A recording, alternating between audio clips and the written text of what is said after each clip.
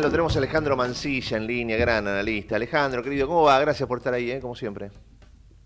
Hola Gustavo, ¿cómo te va? Muy buenos días. Muchas Bueno, gracias por el no, llamado. es un placer tenerte. A ver, varios temas para analizar con vos.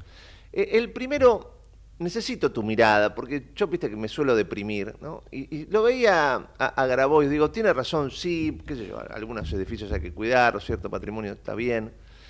Pero, viste, esta historia de entrar a las patadas, después sale detenido, parece el Che Guevara, me parece todo muy berreta, no sé cómo lo ves vos, no sé cómo lo viste. Sí, a ver, yo creo que Grabois siempre quiere tratar de dar la nota con algún hecho ¿Se relevante, cortó? ¿no? Esto que fue... Alejandro, ¿me Sí, ves? sí, Ahí Ah, sí, estás. medio ahí como está, que ahí se había está. cortado. Decías que quiere dar la nota. Yo creo que Grabois quiere dar la nota con un hecho relevante.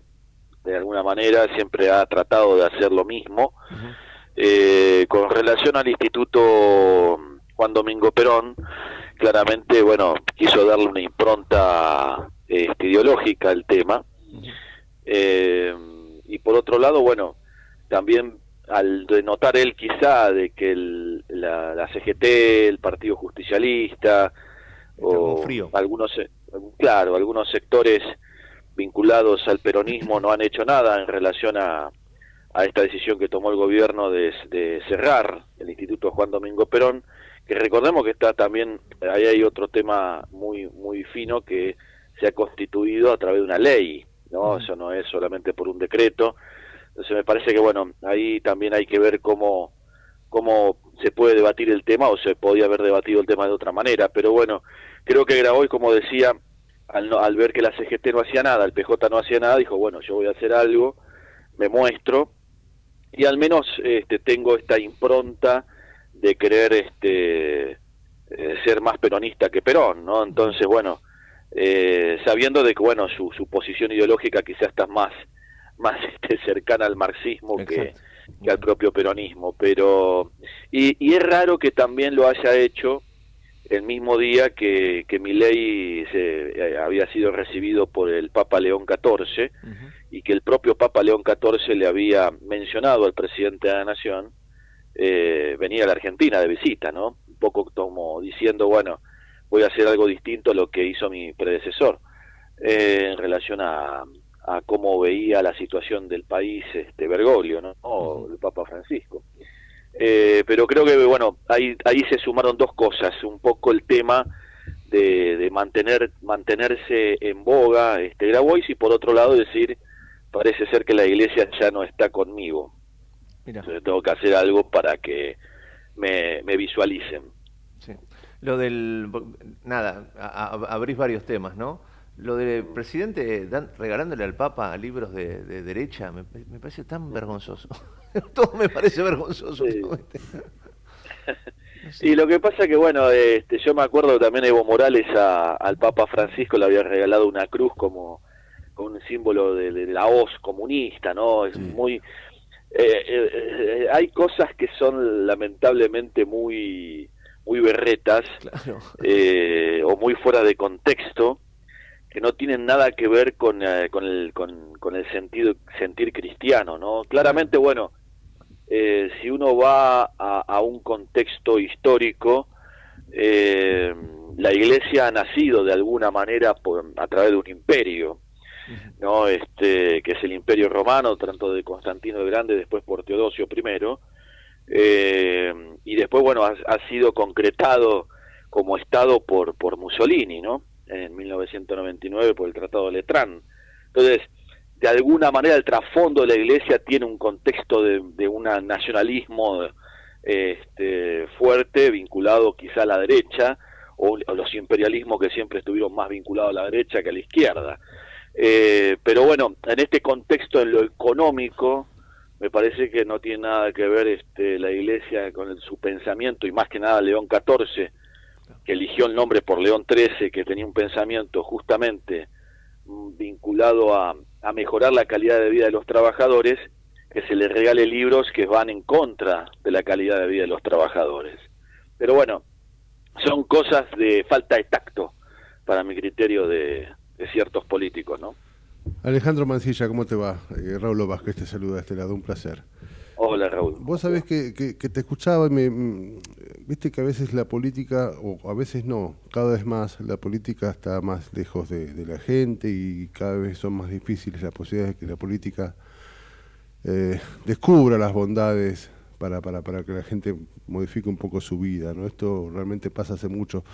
Pero particularmente este fin de semana me gustaría saber tu opinión porque volvimos a jugar a la política y estos resabios de revolución libertadora que estamos viviendo y del otro lado estos resabios de peronismo combativo y mentiroso, porque digo, es un peronismo el que salió a defender al Perón de ahí de la calle Austria, no es el peronismo que realmente uno conoce como peronismo de verdad, ¿no? Vamos a decirlo rápidamente y mal, sino básicamente un peronismo de centro izquierda o casi de izquierda, que nada tiene que ver con el 45. Pero digo, todo esto nos hace vivir una obra de teatro donde cada protagonista tiene muy claro qué hacer para seguir en la obra, y bien lejos está de la gente, ¿no?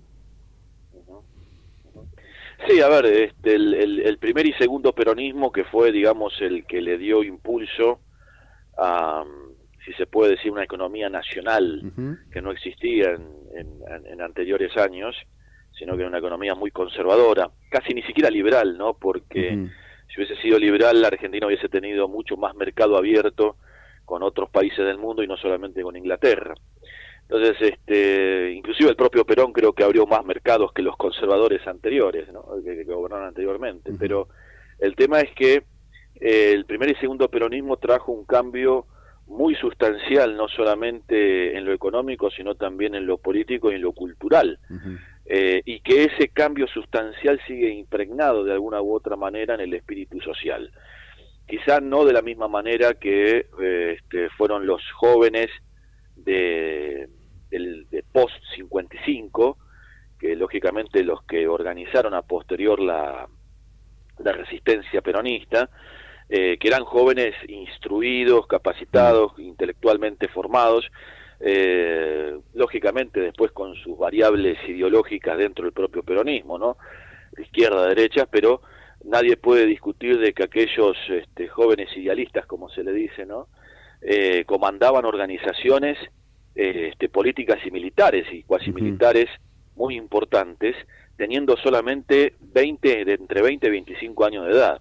O sea, eso era una formación, para eso se necesitaba una formación técnica y intelectual muy importante, cosa que la juventud de hoy no lo tiene. Tal cual. O sea, si hoy me decís vamos a resistir para Cristina, y la verdad que no sé qué tenés para resistir, ¿no? Porque la juventud kirchnerista no es la misma juventud peronista, porque el kirchnerismo no se ha dedicado a formar, sino que se ha dedicado a deformar. Entonces, y además tiene un contexto social destructivo, cuando Perón tenía se llevó adelante un concepto social constructivo. Y lo constructivo tenía que ver mucho con la educación y la cultura. El kirchnerismo rompió con eso, y por eso hoy vos tenés una juventud totalmente mal educada. Claro, ¿no? claro, Y eso hace de que no se tenga, digamos, una profundización en defensa de una ideología política. Entonces, y el que sí está, de alguna manera, formando a su juventud con su fanatismo, con su locura, es Milei, ¿no? Porque permanentemente está hablando de sus conceptos económicos, sobre sus ídolos económicos, sobre sus posturas políticas, y eso es formación política. Aunque no se lo viera, por ahí mucho no lo ven, pero es formación política que el kirchnerismo no ha hecho. Cristina lo único que ha hecho es un culto al personalismo muy obsoleto, que no le ha permitido tener hoy una juventud que la pueda defender como corresponde. Y la única forma que la pueden defender es con violencia, no con posturas más que nada políticas. Claro. Entonces, Alejandro, eso hay que ver cómo se espera. Perdón, ¿eh? Sí, no, al contrario. ¿Cómo vislumbrás lo que pueda llegar a pasar mañana, no? Porque, por un lado, bueno, qué sé yo, tenés una Cristina que está doblemente condenada, ¿no?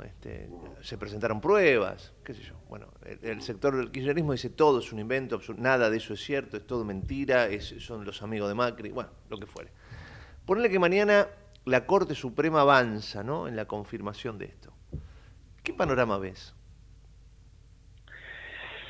Primero y fundamental hay que ver la Corte Suprema de qué manera va a tomar Calí su resolución, ¿no? Si lo va a hacer de la misma forma que se hizo, digamos, del juicio de primera instancia, que fueron 6 años de prisión con inhabilitación perpetua para ocupar cargos públicos, o lo va a hacer como pidió el procurador Casal, ¿no?, de 12 años de prisión y inhabilitación también perpetua para ejercer cargos públicos.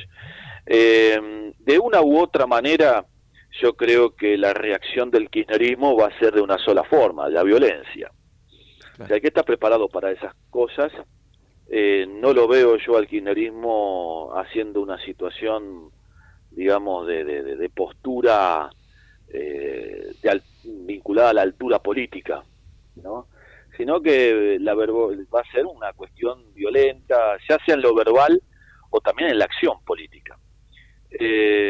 Porque para ellos todo lo que hizo Cristina fue bárbaro, inclusive la propia Cristina no reconoce ningún tipo de culpabilidad, ni siquiera errores que ha cometido en su gobierno, y eso es muy grave, y tiene la soberbia de Menem, ¿no?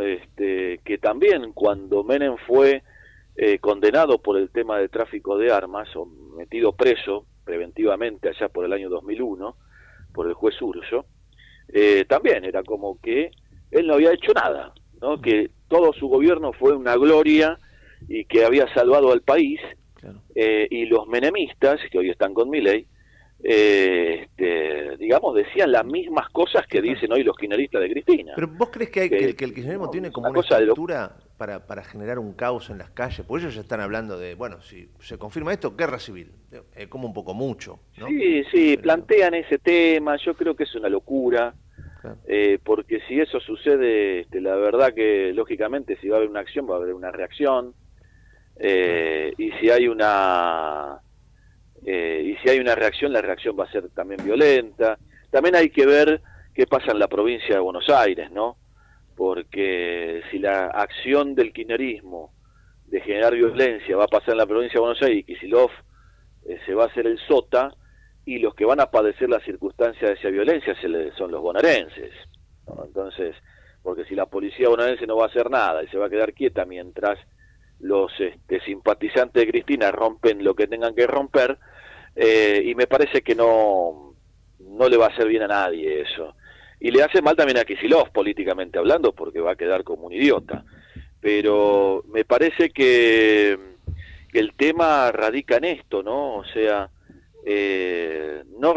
me parece que hay que aceptar, y el kirchnerismo tiene que aceptar, de que su jefa ha sido causal de una de las situaciones más gravosas en hecho de corrupción que sufrió la República Argentina en los últimos 25 años que lleva del siglo XXI. O sea, esto es así.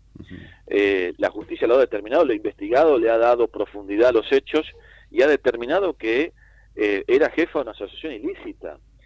Ahora, si no lo fuere, supongamos, lo que tendría que haber hecho es apenas fallecido su marido, haber echado a todos los amigos de su marido y poner gente nueva. Sin embargo, mantuvo la estructura corruptiva de Néstor Kirchner.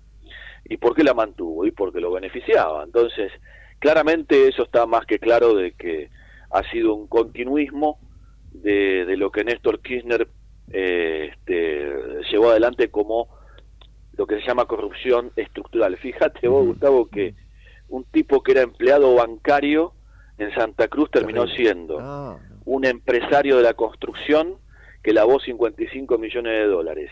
Y por otro lado, un verdulero que estuvo preso, que se recibió de abogado en la prisión, sale de prisión y de repente es un magnate de los laboratorios que contaminó con fentanilo a 32 pacientes en la provincia de Buenos Aires. O sea, eso es el kirchnerismo. Dios mío. Eso es el kirchnerismo. Ahora, Alejandro, a mí me sigue preocupando muchísimo que seguramente pasen los años, te volvamos a convocar y sigamos hablando de lo mismo, ¿no? Cómo estamos atrapados, lamentablemente, por la historia, estamos atrapados por una dialéctica kirchnerista, antikirchnerista, peronista, antiperonista, y ahora, bueno, esta derecha que tiene más de libertaria que de liberal y más de payasesca que otra cosa, pareciera ser la solución ante un kirchnerismo que, bueno, vos bien lo definiste, ¿no? Un kirchnerismo que en principio fue un desengaño, después pasó por ser un fracaso y hoy es una epidemia, no lo sé.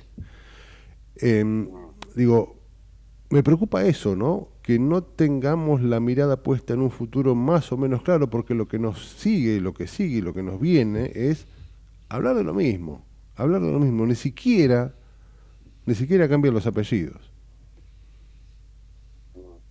No, por eso, o sea, esto es la degradación de la política que viene de hace mucho tiempo, Claro, ¿no? claro. Porque yo creo que viene de para mí creo que la degradación viene de los 90. Porque por lo menos en los 80 aún se mantenía un espíritu político más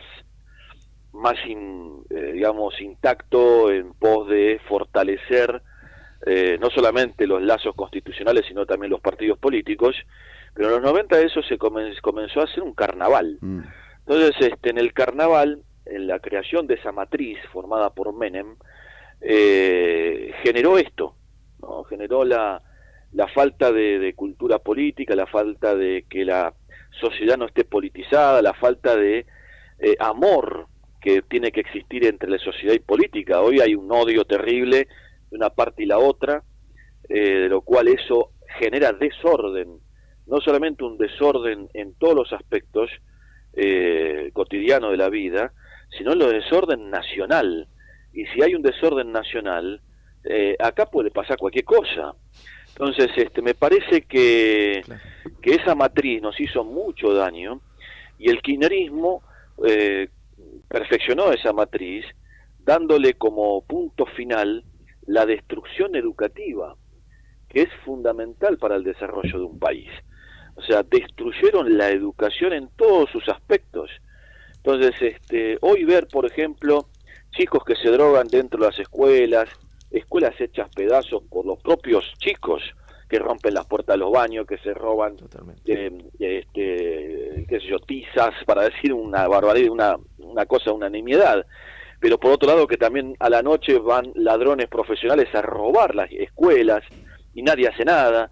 Docentes que tienen miedo por ser perseguidos políticamente por inspectores que están ideologizados por el kirchnerismo, y entonces si hay un profesor que por ahí enseña algo de más que no sea parte de la ideología kirchnerista en la provincia de Buenos Aires, por ejemplo, o cuando estaban a nivel nacional, o son desplazados o son perseguidos, lo cual tienen que pedir licencias para que no sufran situaciones psíquicas graves. O sea, todo eso generó el kirchnerismo en asociación con muchos sindicatos de la educación, que al principio eran muy valiosos, pero que hoy claramente se han tornado muy al lado de la izquierda, ¿no? Alejandro, querido, como siempre hay tanta tela para cortar, va a ser esta una semana sin duda bastante complicada. Te mandamos un abrazo grande, amigo. Gracias por todo. No, gracias, Gustavo, y que tengas una buena jornada. Alejandro Mancilla, analista político, pensando lo que puede llegar a pasar y, por supuesto, fundamentando, ¿no? Nada de lo que ocurre es porque apareció así, ¿no? Esto no es generación espontánea. No es generación espontánea. Ni Milei llegó en un plato volador, ni Cristina está atravesando lo que está atravesando porque no la quieren. No, a ver, la cuestión judicial está fundamentada, doblemente condenada, las pruebas se presentaron. O sea, contarla como quieras, pero digo, las cosas son como son. Y la verdad, ahí sí me sumo al pensamiento de Raulito cuando dice que estamos cansados de ver la misma película. Y llega un punto que cuando vos ves una película, la ves una vez, te gusta, ¿no? La ves 2 veces más o menos, qué sé yo, te la bancás, a la tercera ya más o menos algunos diálogos te acordás de memoria. Cuando la viste 75 millones de veces ya... Estamos atrapados en una trama que ya vivimos. Ya está, ya sé cómo funciona todo. Y ahí hay un deterioro, y recién muy bien Mancilla lo marcaba y lo venimos diciendo. Cuando empezás a buscar y a rascar dónde está el problema, tiene que ver con un deterioro de educación tremendo en la Argentina.